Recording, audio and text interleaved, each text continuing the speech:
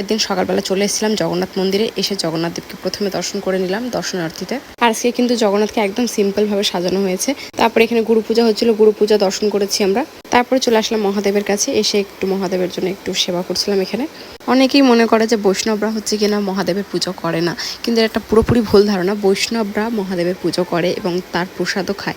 আর মহাদেব কিন্তু পরম বৈষ্ণব, আর তার কৃপাতেই কিন্তু আমরা কৃষ্ণ প্রেম, কৃষ্ণ ভক্তি লাভ করতে পারি। আর যারা মনে করছে আমরা কৃষ্ণকে আরো বেশি ভালোবাসতে চাই, আরো বেশি কৃষ্ণ প্রেম লাভ করতে চাই, তো তাদের উদ্দেশ্যে আমি বলবো যে তোমরা মহাদেবের অবশ্যই পুজো করো। আর সত্যি কথা বলতে আমি যখন থেকে সোমবার করে এই মহাদেবের মন্দিরে যাওয়া শুরু করেছি, তখন থেকে আমার লাইফে অনেক কিছু চেঞ্জেস এসছে, যেটা আমি পরে বুঝতে পেরেছি। আর আমার মাথায় কিন্তু আগে প্রচুর পরিমাণে নেগেটিভ জিনিস ঘোরাফেরা করতো, সেটার থেকে কিন্তু আমি বেরিয়ে এখন সবসময় পজিটিভ চিন্তা ভাবনা আমার মাথায় ঘোরে। আর আমি অনেক কিছু নিজের লাইফের সাথে রিয়েলাইজ করতে পারছি, যেটা আমি আগে ছিলাম না, তার থেকে অনেকটা আমি চেঞ্জ হতে পারছি।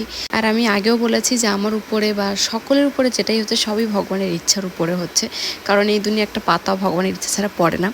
আর আমরা মানুষরা কেমন, আমাদের জন্য ভগবান এত কিছু করার পর আমরা ভগবানকে কিছু আমাদের প্রবলেম হলে বলি ভগবান আমাদের সাথে এরকম কেন করছে, ভগবানের আমাদের উপরেই কেন এরকম হয়, আমাদের সাথে এরকম কেন হয়। কিন্তু মানুষরা ভুলে যায় যে এটা আমাদের কর্মের ফল, আমাদেরকে এটা ভোগ করার ছিল, যেইটুকুনি টাইম আমাদের ভোগ করা সেটা ভোগ করতে হবে, সেটাতে ভগবানের কিছু করার নেই। তারপর মহাদেবকে এখানে চাল, জব, নানান দ্রব্য আদি দিয়ে এখানে মহাদেবকে অভিষেক করানো হয়। তারপরে নন্দী মহারাজকে এখানে ভালো করে ধুয়ে যা যাবতীয় ফুল টুল আছে সব সরিয়ে এখানে সুন্দরভাবে ধুয়ে দিচ্ছিলাম আমি। তারপর ধুয়ে দেওয়ার পর মুছিয়ে দিয়ে এখানে এখন নন্দীদেবকে সাজানো হয় সুন্দর করে। তো আমরা সবাই মিলে সাজাচ্ছিলাম এখানে। আর এখানে কিন্তু সবাই মিলেমিশে সেবা করে, অনেক কিছু সেবা করে এখানে। তারপরে মহাদেবকে দেখো কত সুন্দর লাগছে শৃঙ্গার করিয়ে। আর মালাটা যখনই পরায় না, তখনই প্রত্যেকবার আমি এটা মনে করি যে এটা পুরো রুদ্রাক্ষর মালার মতো লাগে আমার এটা। আর এটা যখন আমি বানাই তখন আমি এটাই ভাবি যে এটা পরানোর পর মহাদেবকে আরও তো কত সুন্দর লাগবে দেখতে। তারপরে এখানে ভোগ লেগে গেছিলো বলে আমরা এখানে বসে বসে একটু গল্প করছিলাম। ব্লগে ছিল তো ডিলিট করে দিয়েছি। তোমরা একটু জগন্নাথের মহাপ্রসাদ দর্শন করে নাও, যেহেতু এটা জগন্নাথকে ভোগ লাগানোর পর মহাদেবকে ভোগ লাগানো হয়। তারপরে এই প্রসাদ আমরা সকলে মিলে গ্রহণ করি। তো এখানে আরতির কমপ্লিট পর আমরা চলে এসেছিলাম প্রসাদম হলে, এসে আমরা এখন প্রসাদ পাবো।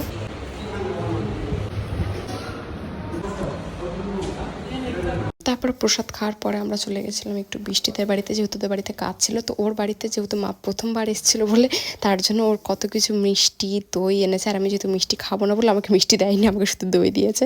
তাই মা বলছে এখন আমি খেয়ে আসলাম কী করে খাবো। আর যেহেতু কাকি ছিল না, সেই জন্য আমরা একটু বসে বসে গল্প করছিলাম।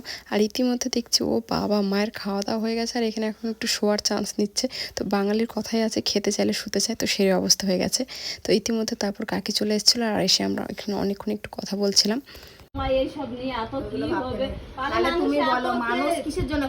তারপর তো অনেক গল্প গুজব করে চলে আসলাম বাড়িতে। আর আজকের মতো ভিডিওটা এখানে শেষ করছি, আবার দেখাবো একটা নতুন ব্লগের সাথে। সবাইকে টাটা।